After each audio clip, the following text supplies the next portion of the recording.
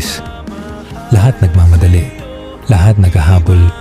Pera, oras, pangarap. Pero minsan, sa sobrang bilis ng takbo, nakakalimutan natin kung bakit ba tayo nagsimula. May mga araw na kailangan mong huminto, huminga, tumingin sa paligid, at damhin ng mga sandaling hindi mo na mababalikan.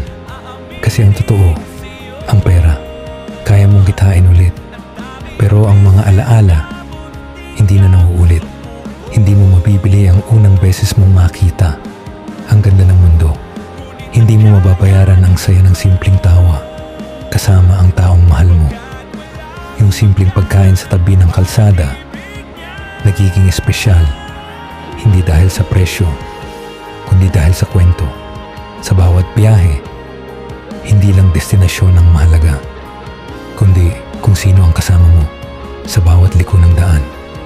Dahil balang araw, hindi mo na maalala kung magkano ang nagastos mo, pero maaalala mo kung gaano ka kasaya sa mga sandaling pinili mong mabuhay.